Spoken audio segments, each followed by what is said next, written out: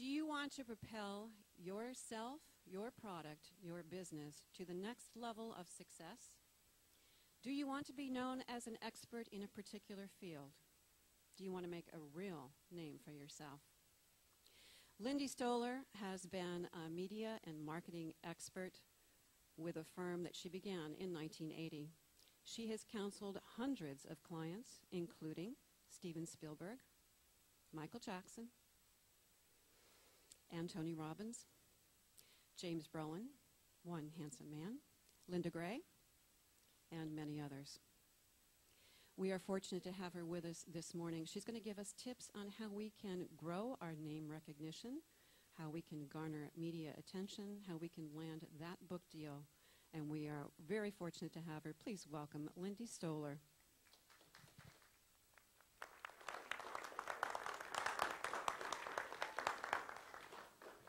So now all I have to do is wake up, right? How do you guys get up so early? Okay, so brain check-in, hello, coffee in my veins. I'm going to start today basically by saying that anybody, can I stand here or do I have to get up there? Oh, okay.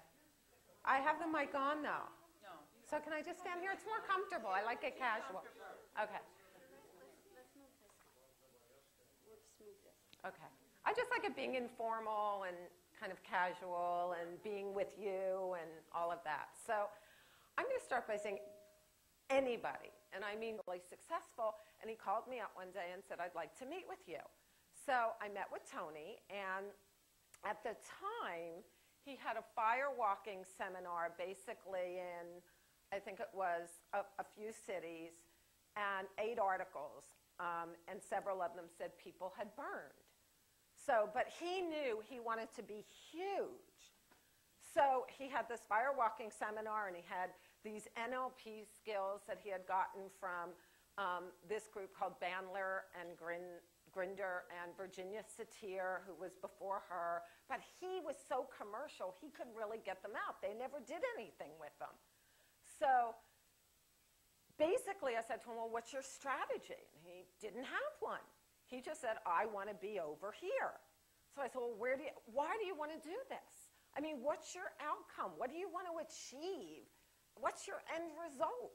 Where do you want to be with it in 3 years, in 6 years, and beyond that? Do you want to leverage yourself out of it? How do you want to be known? How don't you want to be known? Because I'm going to tell you, a lot of people end up, because they don't have a strategy, as I said, taking this over here and that over there, and they're misrepresented, and they end up kind of having a reputation with what they don't want to be known as. So it's really, really, really important to have a strategy in place, because if you have it in place, you can figure out, gee, I don't want to be known like that, and if I do this over here, that's kind of going to put me in this group of people, and I don't want to be known like that. You also know what to do first in your career, second, third. And it doesn't matter if you're already known to a certain degree. Even if you want to go to the next level, you know, you've plateaued maybe and you want to go to the next level of getting your name out there, still really important. You want to go in a nice, steady uphill climb instead of having all those disjointed balls in the air and hitting and missing, or maybe having a wave of success and then that dies down. Then you have to go for the next wave, that dies down. You really want to go in that steady uphill climb. I'm going to give you another example. Okay, so little bag, guys. Some of you who live in Orange County, which I know you all do, may have seen these. Just a green juice, okay? A bottle of green juice. This company now is 2 women that started out with celiac disease and really kind of figured out how to help themselves and get out of it. They are one of the biggest national names there is in juicing right now. You can't open a magazine without seeing them or hearing Ryan Seacrest talk about it on the radio, or Kim Kardashian walking along, you know, in her reality show, always holding her Ritual Cleanse juice. Local company, right here in Orange County. So it's really important, first and foremost, to start out with a strategy so that you can go in that nice, steady uphill climb. So I give you a questionnaire, and just for your own sake, your own business, I'm going to take a few minutes and have you fill it out.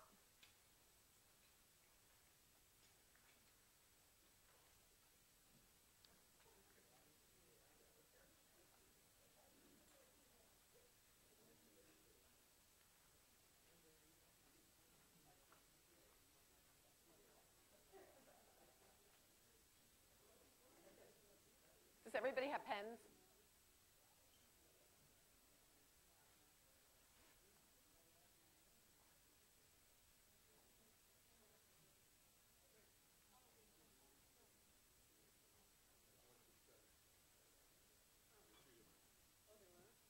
One says strategy and one says book. Make sure you have the right questionnaire. You want the strategy. Oh, do you need one? Everybody have one that says strategy? No? Who said no?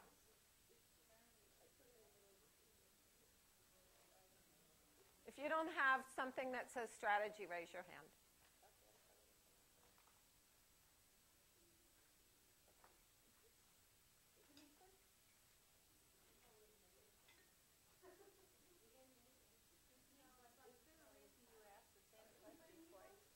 Probably not. What's it say? What do you want to be known for? What do you want to be known for? I thought. Oh, probably not. I didn't do it, so I had somebody else do it. Are you sure it doesn't say what do you want to be known for? What don't you want to be known for? No. Oh, it should be what do you want to be known for and what don't you want to be known for? Sorry. I think the person was about as awake as I was.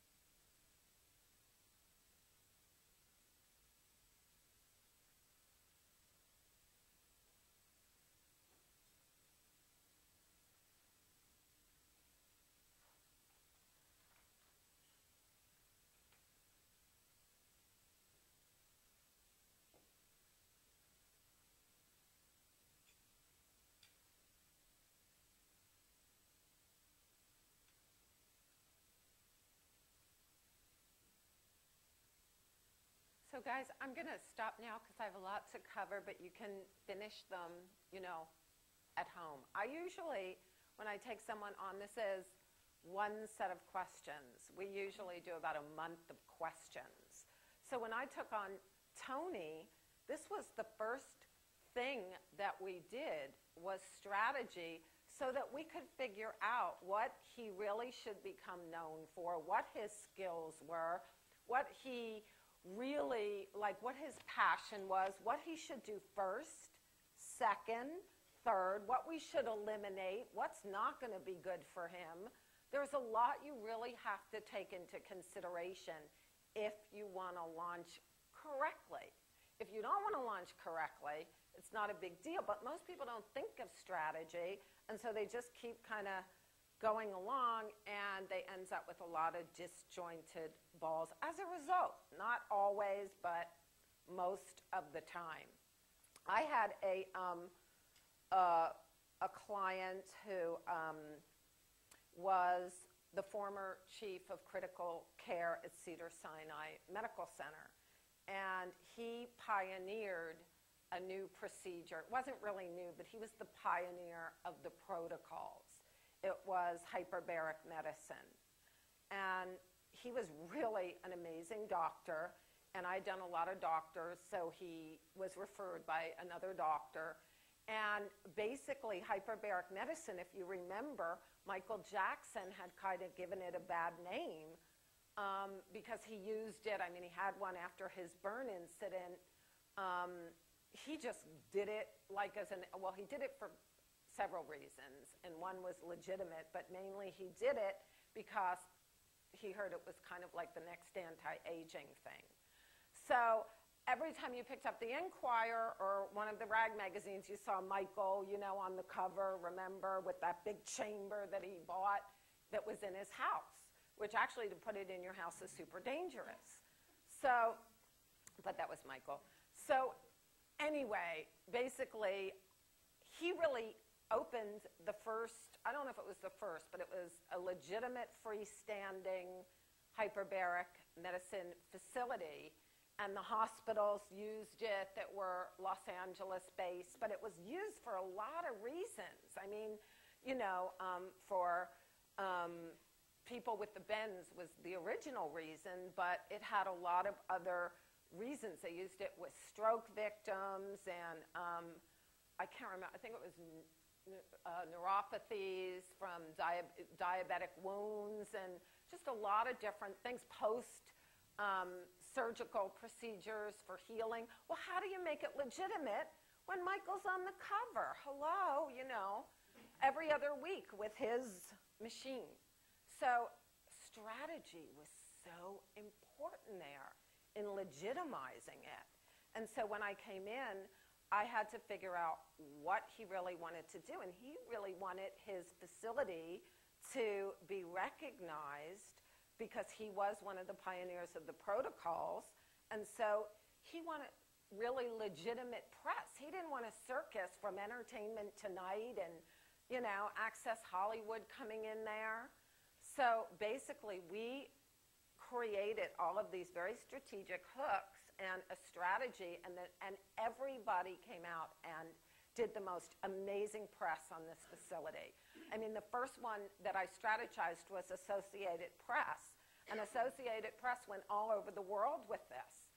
And so then we could pick and choose what media we wanted, and that was part of the strategy. So we could pick all the legitimate media and not have anybody that wasn't legitimate, come forth. So I'm going to end here about strategy, but I can't emphasize enough how important it is. The next thing I'm going to talk about is books. So you have another questionnaire for books. I'm not going to go into it quite yet, but I just want to say that I have done a lot of books, and it is an exact formula doing books. There's nobody in this room that could not get a six-figure book deal. And I know that sounds really crazy to you. I don't care if you're talking about a paperclip. I kid you not. It is an exact formula. When Tony got his book deal, he got a $200,000 advance in 1986, complete unknown. No one had heard of him at that point. I just finished working with a guy who has a high school education. Nobody has ever heard of this person. But because he followed the formula, he is now in, the book is, the ink wasn't dry in the United States. He had the second biggest agency in the world represent him. He had a deal with a first-tier publisher that's been around for 200 years, and his book went into 13 countries before it was finished being published in the United States. So it really, if somebody has a book deal and it's a small deal and it's, you know, it's not getting out there, they're just not doing it right.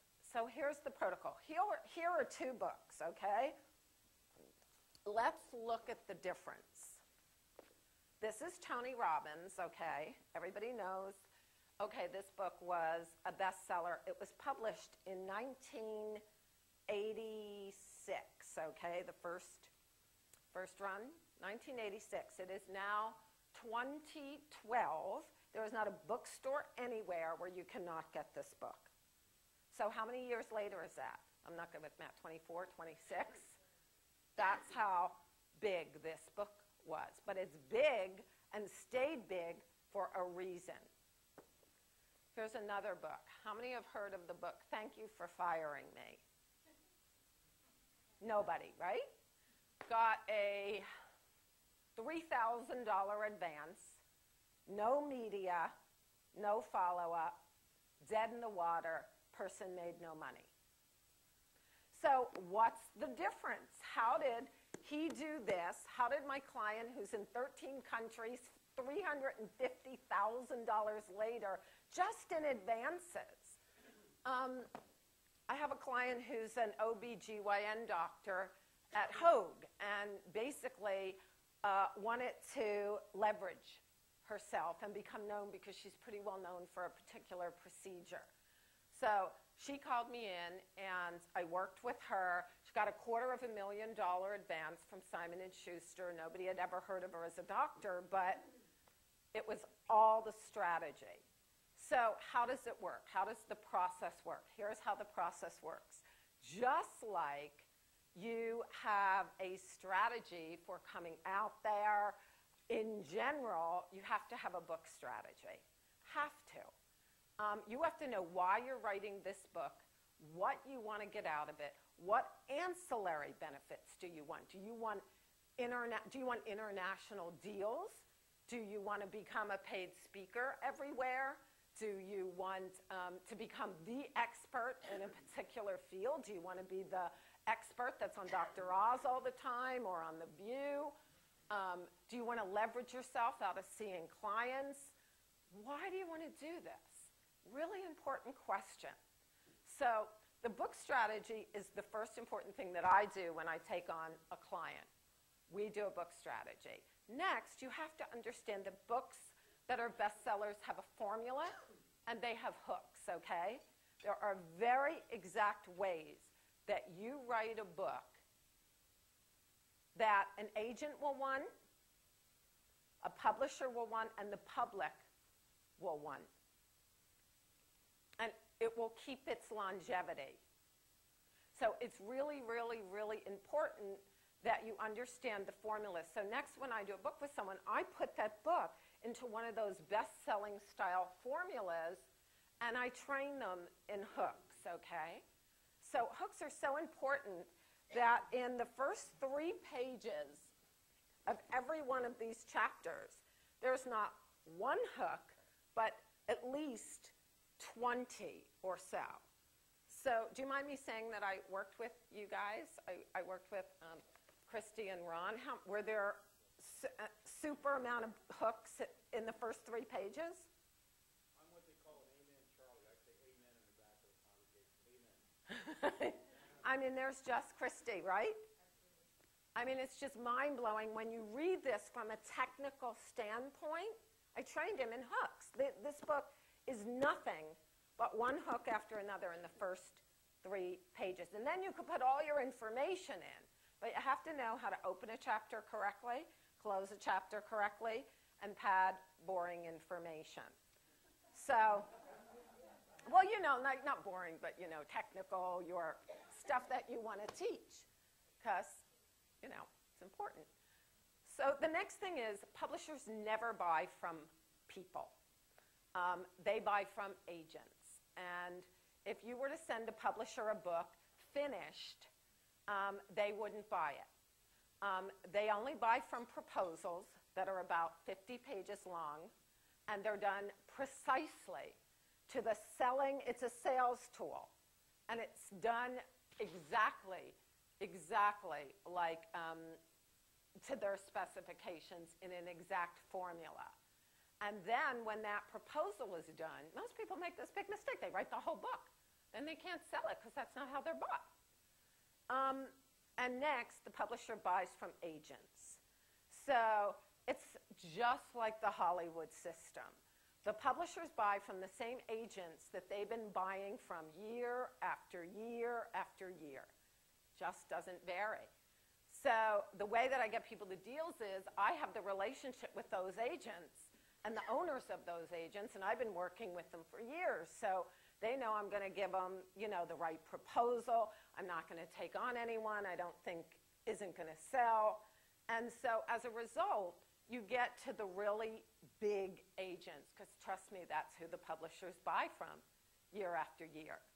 The next mistake that people do is, with regard to books, is they only think nationally.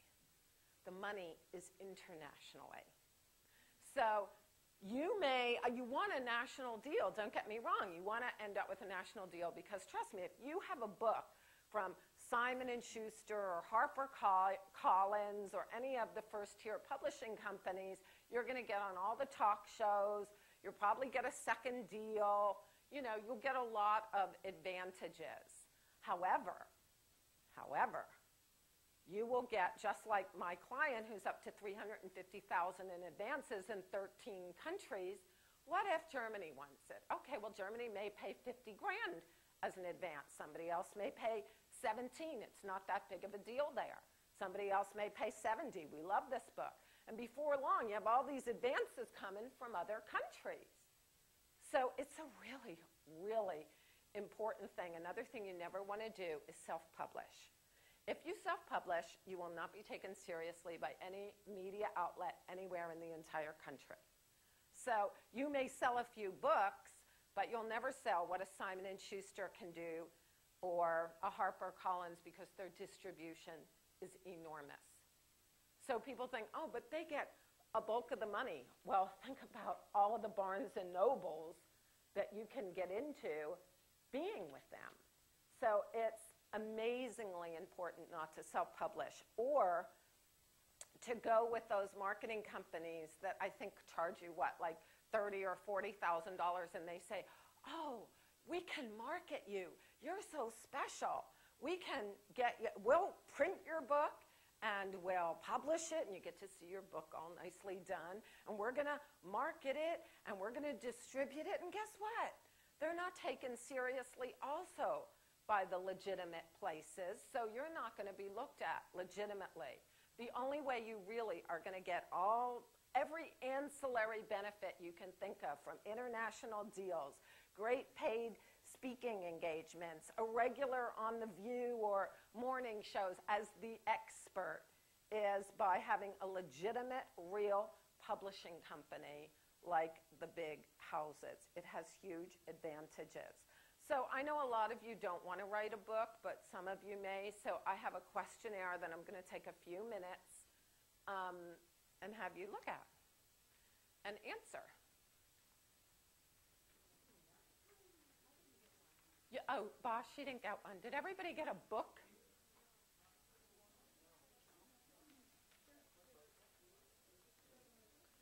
Bosch? There's bookworms. I'm going to take, I will. Not a good idea.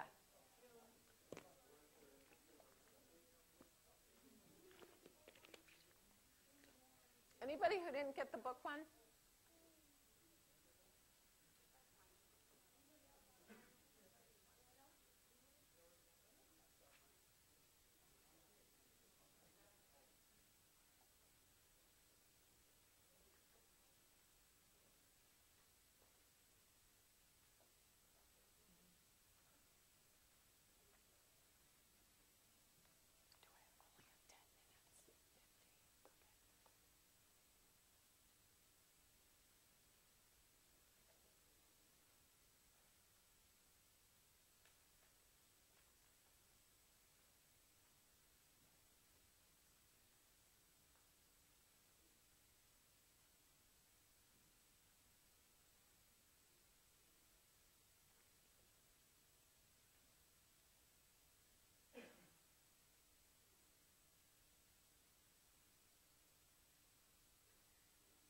want to take too much time with this if people don't have an interest in books. How many people have interest in books?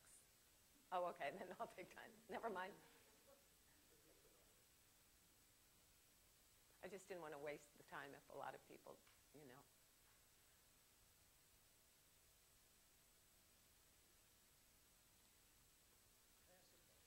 Not yet, but.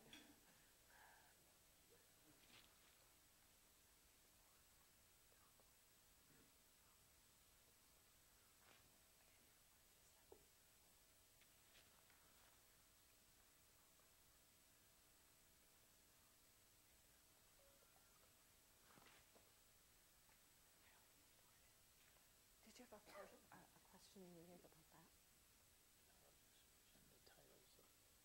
Oh, I'm going to get stuff, and I'm going to have a question and answer period.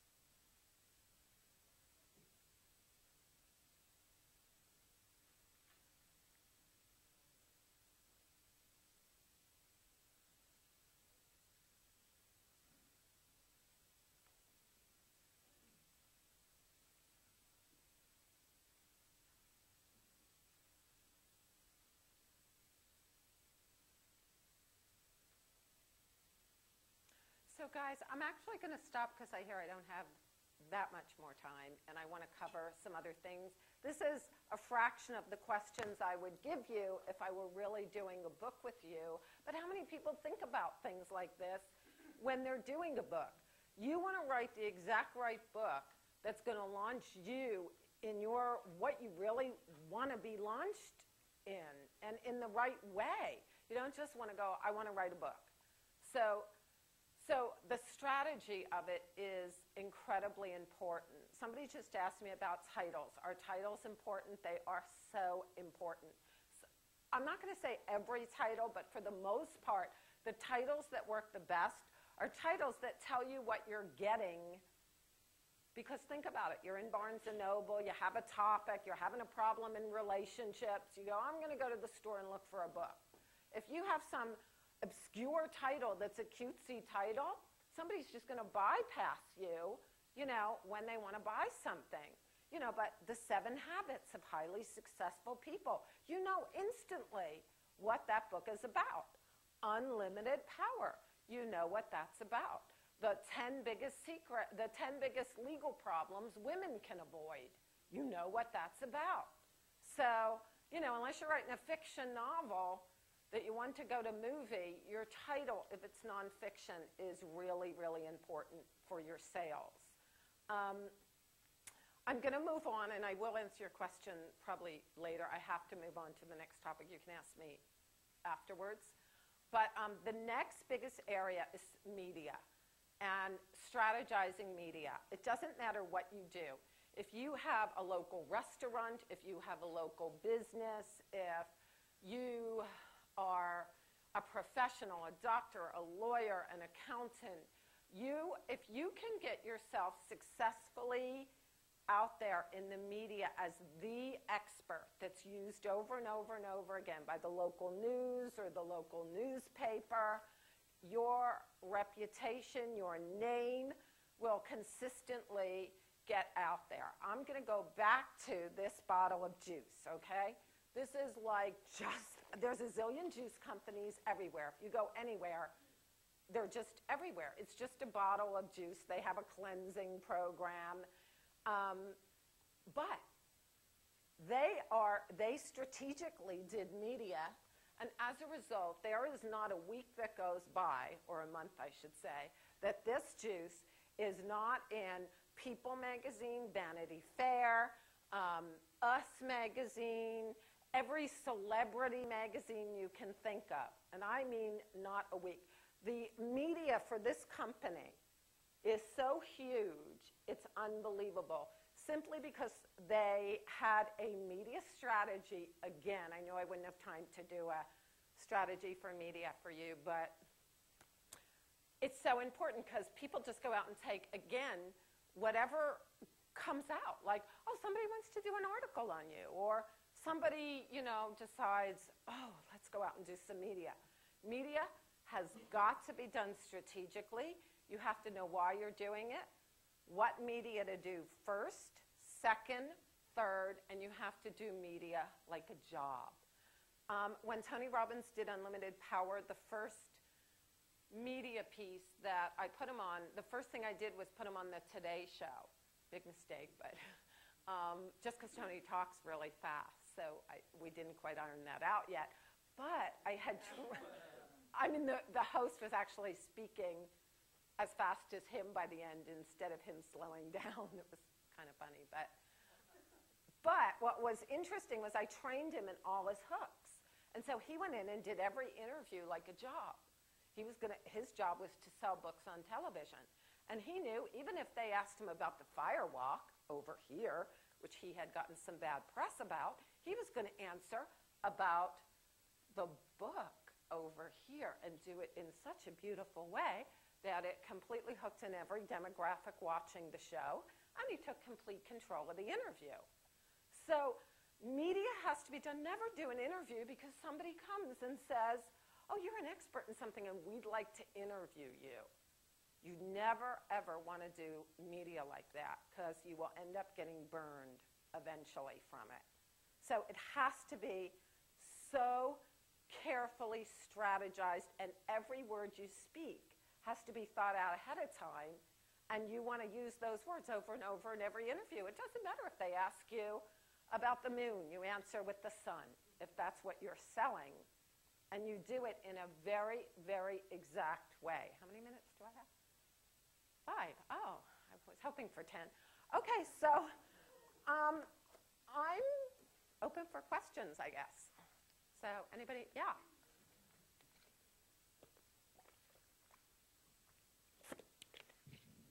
As I was filling out the strategy questions, I'm a little bit confused about the word strategy because I went through every one of these questions. I know exactly what the answer is to every one of those questions. So it's more like, who am I, what do I want to do, and what do I want to accomplish? But that doesn't sound to me like strategy. Strategy would be, okay, now that I know all of this, how do I make that happen? That's right. Yeah. That's what it is. It's attempting. I'm giving you a partial. This is a fraction of the questions that I would do if I were strategizing your career to the next level or helping you make a name for yourself. Because I want to make sure that if you come to me and say, well, I want to write a book, I want to make sure that's the right next step for you. Figuring out what you really want in your life, where you want to be in 3 years, 6 years. Are you doing it to leverage yourself?